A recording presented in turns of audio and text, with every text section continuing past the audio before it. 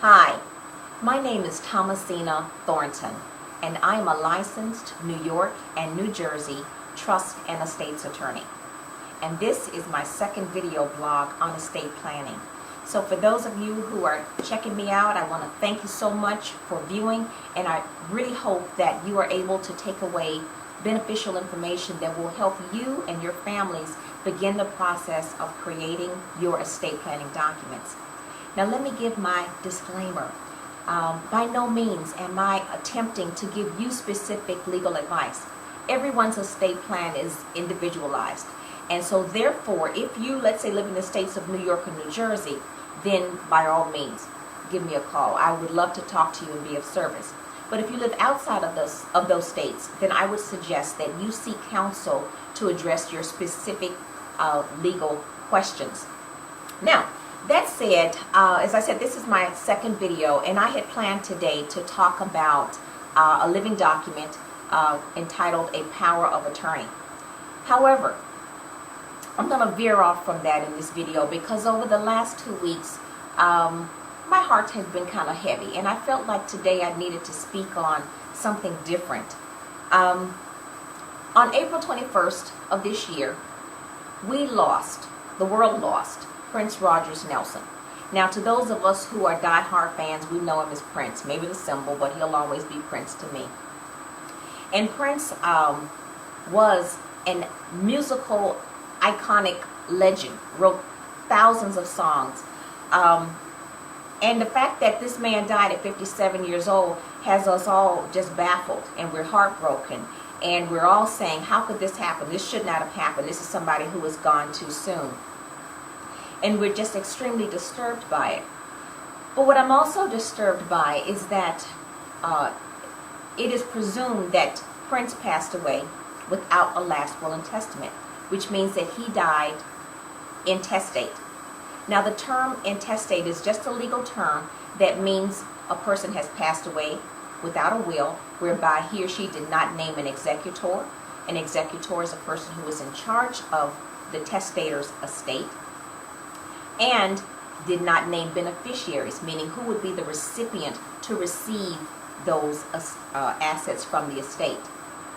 Now, what I've heard people say over the last couple of weeks is like, wow, how in the world could Prince have died and not have a last will and testament? And I'm still hoping that one is going to pop up out of the woodwork.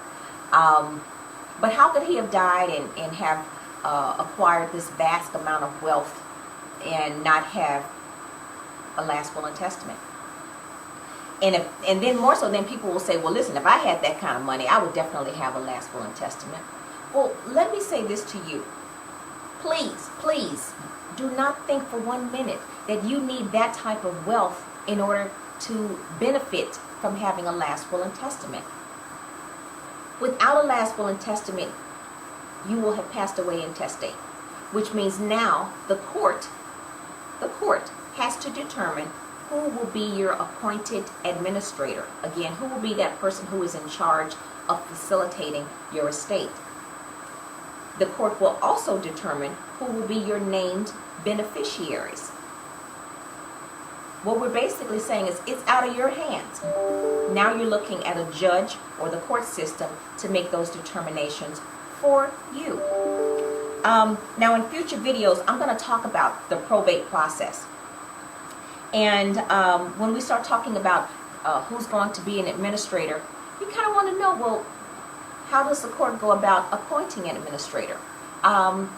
Who's eligible to be the administrator? What criteria must he or she meet? How does the court determine who the beneficiaries are? What if you're married? What is your spouse entitled to? What if you are on your second or your third marriage? What is your current spouse entitled to?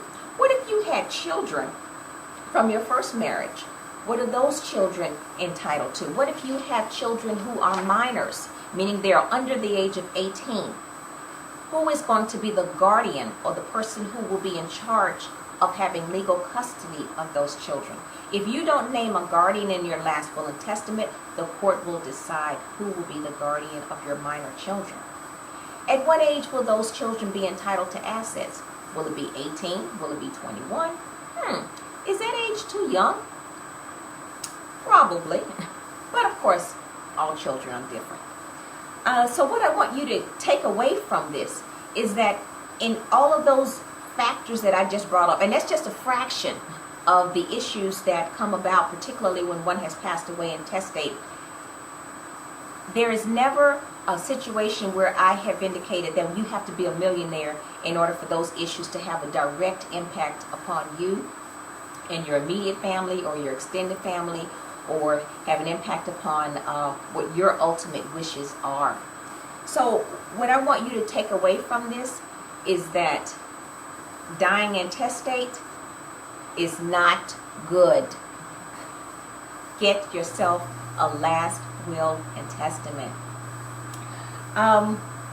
In closing, I just would like to say that I hope that Prince's death will not be in vain. I mean, for those of us who grew up listening to his music, I mean, we have lived and laughed and loved to many of his songs.